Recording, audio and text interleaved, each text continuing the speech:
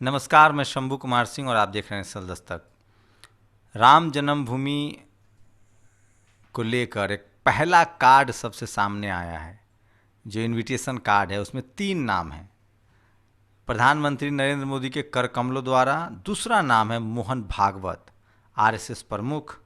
आनंदीबेन पटेल और उसके बाद योगी आदित्यनाथ। आनंदीबेन पटेल यूपी की राज्यपाल हैं, गवर्नर हैं। योगी आदित्यनाथ मुख्यमंत्री हैं। मोहन भागवत क्या हैं? हम लोग इसलिए बार बार कहते हैं कि ओबीसी नरेंद्र मोदी मुखौटा हैं। असली जो खेल है वो आरएसएस खेल रहा है। आज बात करेंगे आपसे कोरोना को लेकर और उसके बाद बात करेंगे नई शिक्षा पॉलिसी को लेकर कि बहुजनों के लिए इसमें क्या है। और बहुत लाजमी है कि ये सब आपको समझना पड़ेगा, और अगर आप नहीं समझ रहे हैं तो आप बहुत बड़ा नुकसान कर रहे हैं। राम मंदिर जिन्हें मिला है न्योता, सिर्फ वहीं अयोध्या आए, बाकी घरों पर दीप जलाएं, बोले सीएम योगी। तो एससी एसटी ओबीसी के लोग, आप लोग दीप जलाइए। मैं बताऊंगा आपको कि राम मंदिर से किसको फ़ायदा है और ये क्यों हो रहा है, इसका क्या असर होगा देश पर और आपके साथ क्या होने वाला है। तो सबसे पहले आज एक मोन्टाज आपने देखा, ये पीके हैं। पीके मतलब आमिर खान वाला पीके ना, ये प्रशांत किशोर हैं जो पॉलिटिकल एनालिस्ट हैं, पॉलिटिकल स्ट्रेटजी मेकर हैं। और 2014 में प्रधानमंत्री को कहा जाता है कि इन्हीं के स्ट्रेटजी की वजह से जीत मिली थी। बाद में उनसे कुछ ये हुआ। देखिए वो किस तरह से कह रहे हैं कि क्या प्रधानमंत्री ने कोरोना पर कभी मीडिया को फेस किया। दुनिया के सारे देश के प्रधानमंत्री इसको फेस करते हैं। ऐसे समय में जब भारत नंबर 1 पे आ गया, भारत दुनिया का इकलौता देश है जहां एक दिन में सबसे ज़्यादा 57,000 मरीज आए हैं। अमेरिका में भी 49,000 मरीज का जो है वो रिकॉर्ड था। अब 57,000 मरीज का जो रिकॉर्ड है वो भारत ने बना लिया है। सोचिए 2 करोड़ लोग का अभी तक टेस्ट हुआ है, जिसमें 18 लाख लोग जो है कोरोना पॉजिटिव हैं। समझिए कि जब अमित शाह, येदुरप्पा, शिवराज सिंह चौहान, बीजेपी के प्रदेश अध्यक्ष यूपी के, मतलब ऐसे लोग, केंद्रीय मंत्री मर जा रहे हैं, मतलब राज्य मंत्री मर जा रहे हैं, यूपी के राज्य मंत्री मर गए हैं जो कैबिनेट मिनिस्टर थे। हमारा आपका क्या होगा, आप सोचिए। इसलिए मैं बार बार कहता हूं कि 60 साल कांग्रेस ने शासन किया है, 10-12 साल बीजेपी ने भी शासन किया है। 2-2 बार वो जनसंघ के भी लोग भी रहे हैं सत्ता में। बीपी सिंह के सरकार के समय भी वो सत्ता में रहे। वाजपेयी का 5 साल फुल फ्लेज सरकार चली है। तो इस पर ही बात करेंगे, लेकिन सबसे पहले शुरुआत आज 3 अगस्त 1947 को, आज ही के दिन बाबा साहब ने इस देश में, बाबा साहब कानून मंत्री बने थे, देश के पहले कानून मंत्री, और उन्होंने हिंदू कोड बिल लाया था। आज जो भी आपके अधिकार हैं, चाहे आप कोई हो, अगर आप भारत के नागरिक हैं और आपके नागरिक के तौर पे जो भी अधिकार है, चाहे कोर्ट जाने का अधिकार, बोलने का अधिकार, खाने का अधिकार, सोचिए बाबा साहब ने वो आपको संविधान में दिया था। और सबसे ज़्यादा, आज भले आप रक्षाबंधन बना रहे हो, लेकिन महिलाओं को सबसे ज़्यादा अधिकार, पिता और पति की संपत्ति का अधिकार, कलेक्टर, डीएमएसपी, नेता, अभिनेता बनने का अधिकार किसी ने दिया तो वो बाबा साहब ने दिया था, और वो आज ही के दिन कानून मंत्री बने थे। तो वो पीके का आपने वीडियो पहले सुन लीजिए एक बार फिर से। वो कह रहे हैं कि प्रधानमंत्री, दुनिया भर के प्रधानमंत्री जो हैं इस पर बोल रहे हैं, क्या आपके देश के प्रधानमंत्री ने कुछ बात बताई? ताली, थाली, मोमबत्ती सब जलाया गया, लॉकडाउन कर दिया गया, और अब 57 हज़ार केसेज जो हैं वो रोज़ आ रहे हैं। और आपके यहाँ क्या चल रहा है? अच्छा एक बात बताइए, कितने लोग हैं, आप लोग कलेजा पर हाथ रख के बताइए कि आप अपना इलाज मेदांता में करा सकते हैं? जिस देश का प्रधानमंत्री, जिस देश का गृह मंत्री, जिस देश का तमाम बड़े लोग प्राइवेट अस्पताल में जाते हो, वहाँ सरकारी अस्पताल पर सवाल पूछना चाहिए। इंग्लैंड के प्रधानमंत्री को भी कोरोना हुआ था, वो एनएचएम गए थे, नेशनल हेल्थ सिस्टम में गए थे। जो अमेरिका का जो सरकार, माफ़ कीजिएगा, इंग्लैंड की जो सरकारी अस्पतालें हैं, इंग्लैंड के सरकारी अस्पताल में उन्होंने इलाज करा। उसके बाद उन्होंने कहा था कि एनएचएम को वो और मजबूत करेंगे, नेशनल हेल्थ को।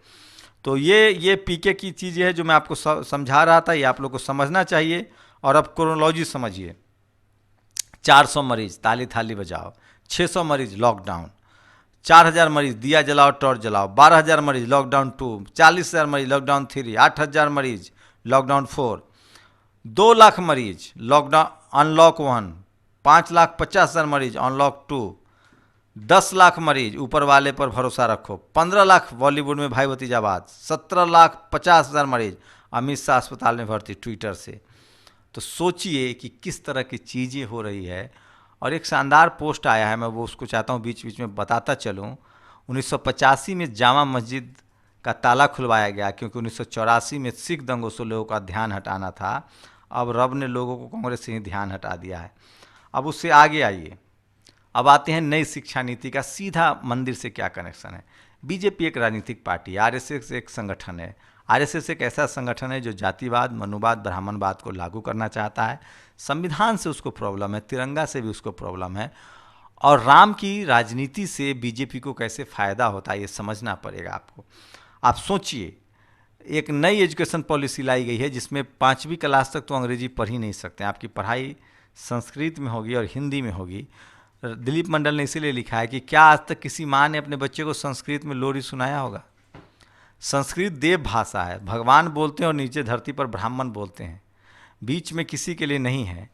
तो आप सोचिए, इस देश के जितने ब्राह्मण हैं उन सबको अंग्रेजी की पढ़ाई छोड़ के और संस्कृत पढ़ना चाहिए। दरअसल एक बहुत बड़ी कॉन्स्पिरेसी है ये। वो चाहते हैं कि आपके बच्चे मजदूर बने और आप पीढ़ी दर पीढ़ी गुलाम रहें। और इसीलिए, और अब आप सुन लीजिए कौन लोग क्या पढ़ रहे हैं। एस जयशंकर का बेटा अमेरिका के जॉर्जटाउन विश्वविद्यालय से एमए, बेटी सिनेमा में बीए डेनिसन यूनिवर्सिटी, ये विदेश मंत्री का है।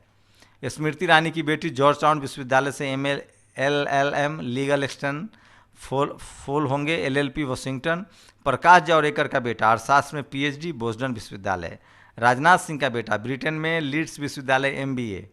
सुरेश प्रभु का बेटा अर्थशास्त्र में राजनीति में बीएस वारबरिक विश्वविद्यालय I business school Madrid Spain से वित्तीय प्रबंधन में मास्टर। सुरेश प्रभु का बेटा पीयूष गोयल की बेटी हार्वर्ड से स्नातक, बेटी हार्वर्ड से स्नातक दोनों। Nirmala Sitharaman north western university से मास्टर्स। रविशंकर प्रसाद की बेटी एमआईटी बोस्टन से मास्टर्स। ध्यान रखें, यह छोटी सी सूची। और अगर आपने कभी यह सोचा कि भाजपा आरएसएस के लोग अपने बच्चों के बारे में अलग तरह से सोचते हैं तो आप गलत हैं। जिस दिन हम भारतीय के लिए वही योजना बनाने लगेंगे जो हमें अपने बच्चों के लिए बनाएंगे तो कोई शिक्षा नीति कभी गलत नहीं होगी।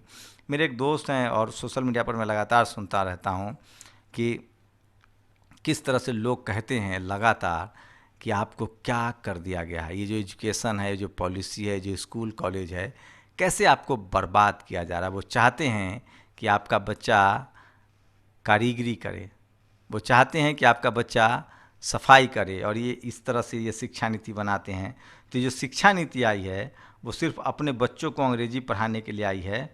अपने बच्चों को वो अंग्रेजी पढ़ाएंगे और उसी को लेकर क्रांति कुमार ने एक पोस्ट लिखा है, नई शिक्षा नीति नई ब्राह्मण नीति है।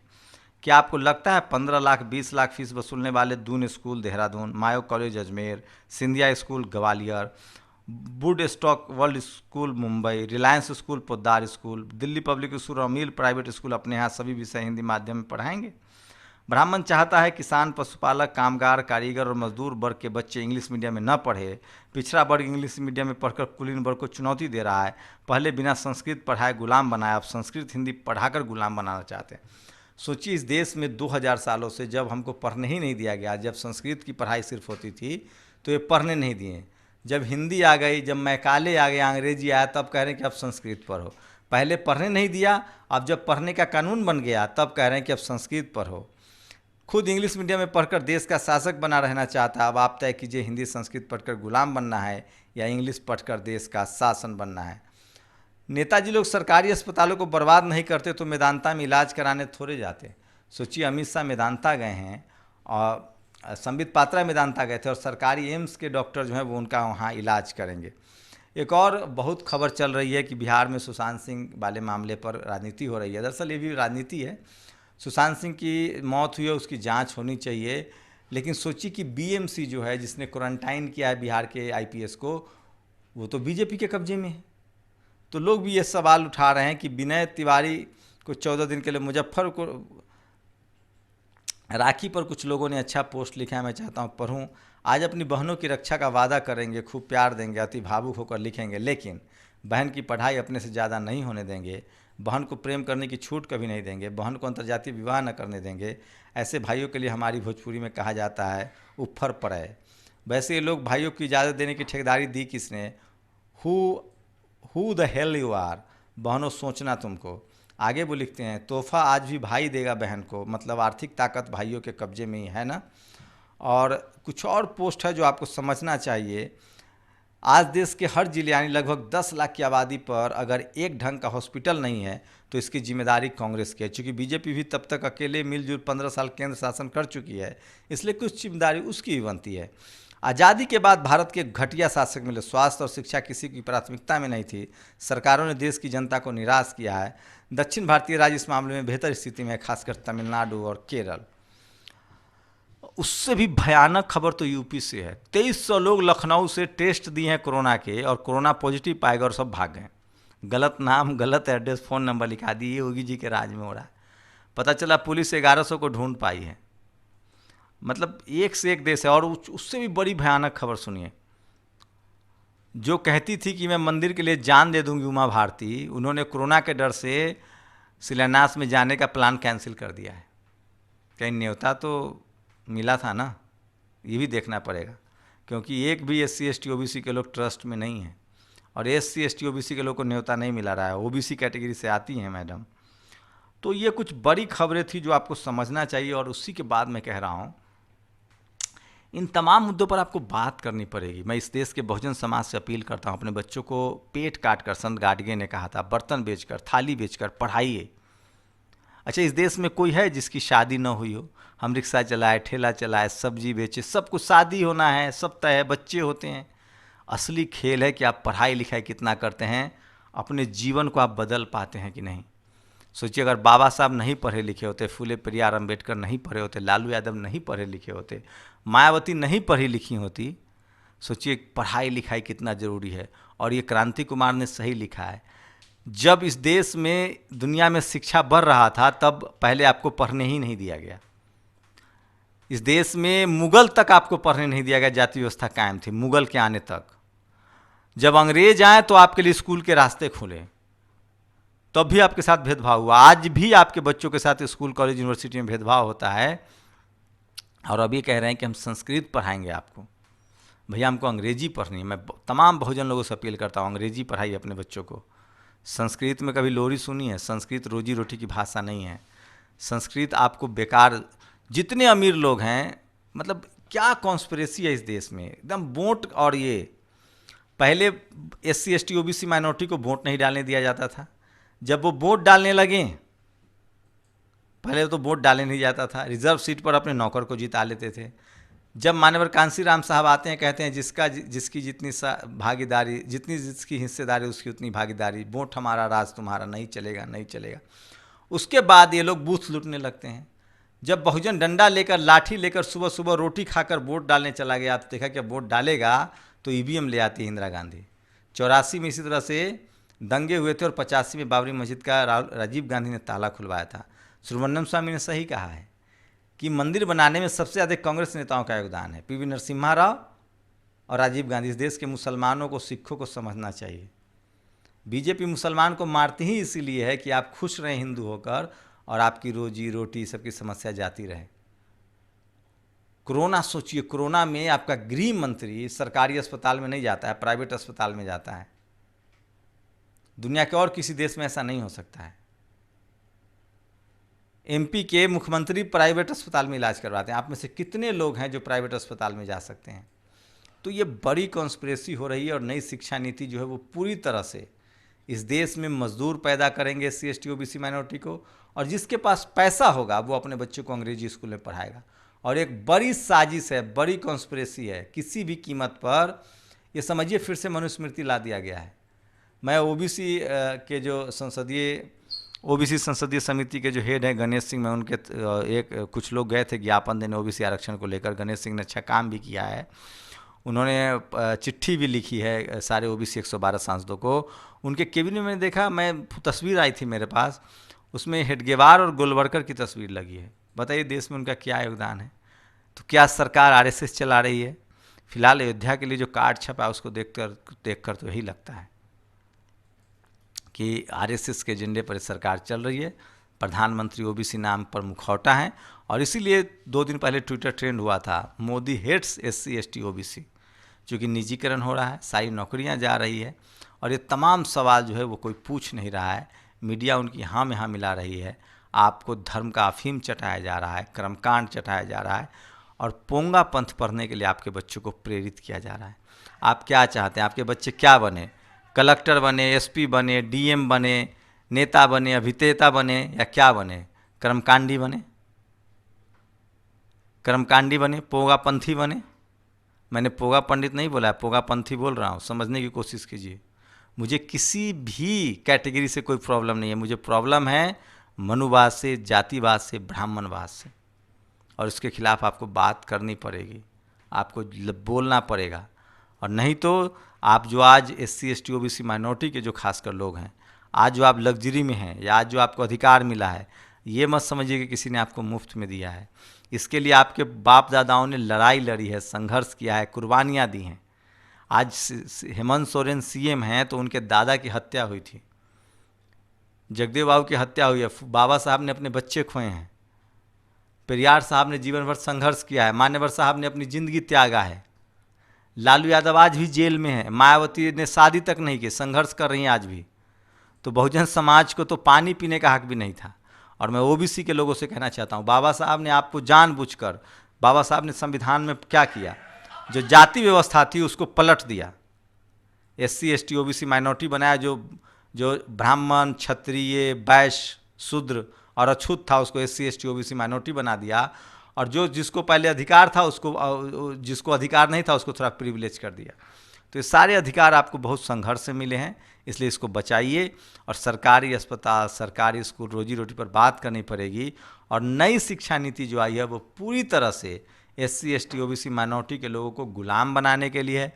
वोकेशनल कोर्स पर आप डॉक्टर, जो क्रीम की नौकरियां हैं, आपको पता है एक MP की से 4 गुना ज़्यादा एक डॉक्टर की तनख्वाह होती है। एक प्रोफेसर की तनख्वाह MP से 5 गुना 3 गुना ज़्यादा होती है। आपको क्या लग रहा है असली ताकत पता है कहाँ है? Bureaucracy, judiciary, media, business, college, university, यहाँ है असली ताकत। आपको लगता है MLA MP बनने से ताकत होता है? MLA MP तो 545 ही रहेंगे ना। असली ताकत होता है आपके समाज में डॉक्टर्स कितने हैं, इंजीनियर्स कितने हैं, IAS कितने हैं, IPS कितने हैं, बिजनेसमैन कितने हैं, वकील कितने हैं, जज कितने हैं, बैरिस्टर कितने हैं, पत्रकार कितने हैं, कॉलेज यूनिवर्सिटी में प्रोफेसर कितने हैं, वाइस चांसलर कितने हैं। आपको पता है सेंट्रल यूनिवर्सिटी में एक भी SC ST OBC माइनॉरिटी के लोग वाइस चांसलर नहीं है। तो ये समझना पड़ेगा। और सरकारी अस्पताल, कोरोना से कौन मर रहा है, बेरोजगारी से कौन मर रहा है? आप फंसे रहिए हिंदू मुस्लिम में। अगर अब भी नहीं जगे तो और दुर्गति होगी। देश तो बर्बाद हो ही रहा है, सारी चीज़ों को बेचा जा रहा है। आपके बच्चे को नौकरी नहीं मिलेगी, बिजनेस के लिए पैसा नहीं है, ज़मीन है नहीं आपके पास, तो आपको फिर से गुलाम बनाने की तैयारी है नई शिक्षा नीति। आप लोग की क्या प्रतिक्रिया, अपनी प्रतिक्रिया जरूर दीजिए। शुक्रिया। नेशनल दस्तक की आपसे गुजारिश है कि अगर इसको बचाना चाहते हैं तो नेशनल दस्तक को सब्सक्राइब करने के लिए रेड कलर के सब्सक्राइब बटन को दबाएं, फिर बेल आइकन की घंटी दबाएं। नेशनल दस्तक को बचाने के लिए बहुत जरूरी है कि हर खबर को शेयर करें, लाइक करें, कमेंट जरूर करें।